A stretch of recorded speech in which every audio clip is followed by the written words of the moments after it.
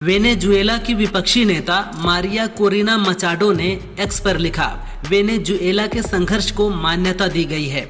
इससे आज़ादी हासिल करने के हमारे उद्देश्य के पूरा होने में मदद मिलेगी।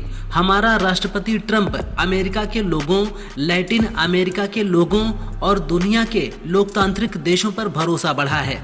मैं ये प्राइज वेनेजुएला के लोगों और राष्ट्रपति ट्रंप को समर्पित करती हूँ, जिन्होंने इस काम में हमारा सपोर्ट किया। भारत दौरे पर आए अफगानिस्तान के विदेश मंत्री आमिर खान मुत्ताकी ने अमेरिका को साफ शब्दों में कहा कि वह बगराम एयरबेस किसी को भी नहीं देंगे। अफगान लोग कभी भी अपनी जमीन पर विदेशी सेना को स्वीकार नहीं करेंगे। अगर कोई देश अफगानिस्तान के साथ संबंध बनाना चाहता है तो डिप्लोमेटिक तरीके से आए, न कि मिलिट्री वर्दी में। ट्रंप ने कहा था कि Afghanistan Bagram airbase United states को सौंप दे। ट्रंप को शांति का नोबेल पुरस्कार नहीं मिलने पर रूसी राष्ट्रपति व्लादिमीर पुतिन ने प्रतिक्रिया दी है।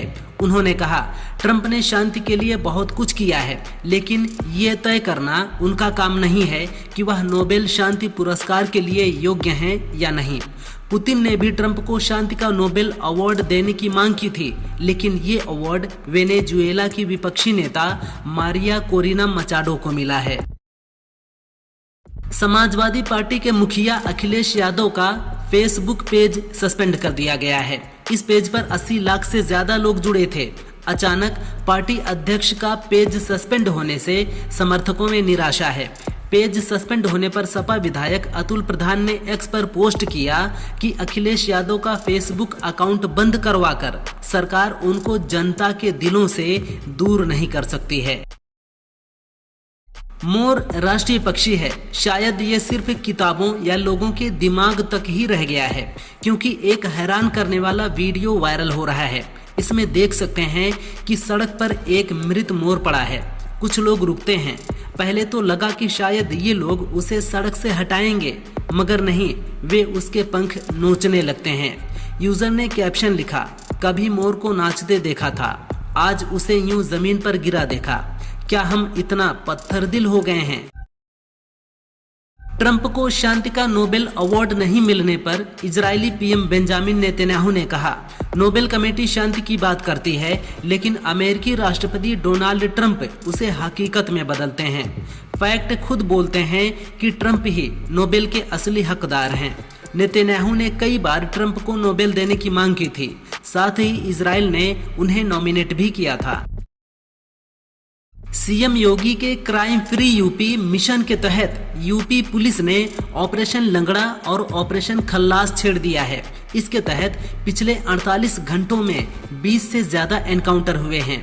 इस दौरान पुलिस की गोली से कई बदमाश ढेर हो गए और कई अस्पताल की बेड पर पड़े हैं।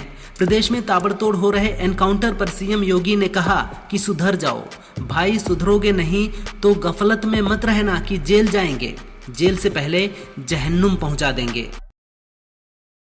यूपी के आगरा में हैरान करने वाला मामला सामने आया है, जहां 62 साल की महिला के पेट से 760 ग्राम बाल निकले हैं। वह 50 साल से अपने बाल नोच कर खा रही थी।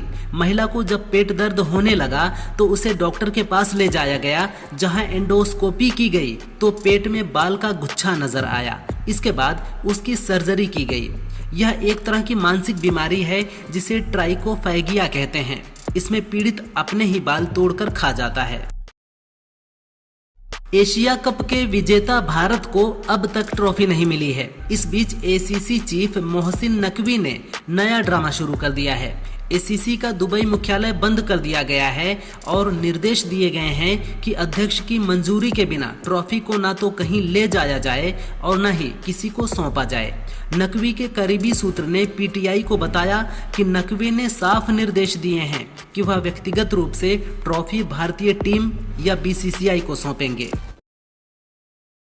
बीजेपी ने पश्चिम बंगाल की मुख्यमंत्री ममता बनर्जी पर गंभीर आरोप लगाए हैं। बीजेपी ने कहा, ममता बनर्जी ने कहा है कि अगर बंगाल में एसआईआर लागू किया गया तो दंगे भड़क उठेंगे और इसके भयानक परिणाम होंगे। हमें लगता है कि यह एक सीधी धमकी है। हम उन्हें कहना चाहते हैं कि दंगे आपकी सरकार और आपकी पुलिस की वजह से होंगे। चुनाव आयोग बिहार के बाद पूरे देश में स्पेशल इंटेंसिव रिवीजन यानी SIR कराने की तैयारी कर रहा है।